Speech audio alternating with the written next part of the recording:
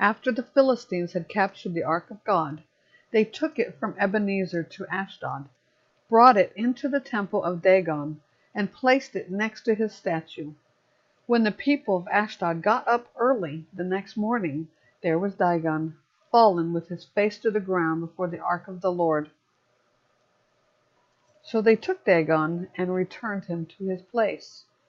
But when they got up early the next morning, there was Dagon, fallen with his face to the ground before the ark of the Lord.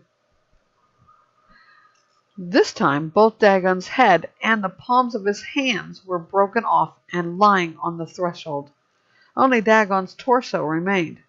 That is why, to this day, the priests of Dagon and everyone who enters the temple of Dagon in Ashdod do not step on Dagon's threshold. The Lord's hand was heavy on the people of Ashdod, terrorizing and afflicting the people of Ashdod and its territory with tumors.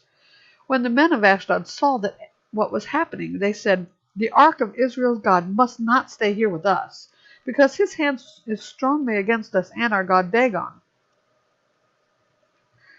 So they called the Philistine rulers together and asked, "What should we do with the ark of Israel's God?"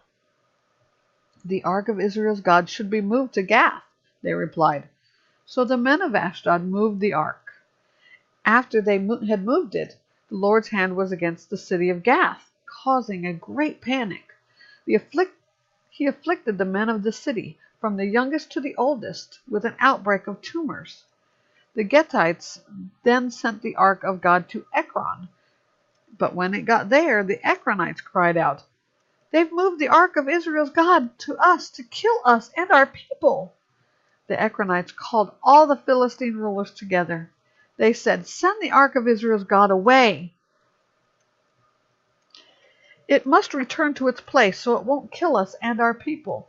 For the fear of death pervaded the city. God's hand was oppressing them.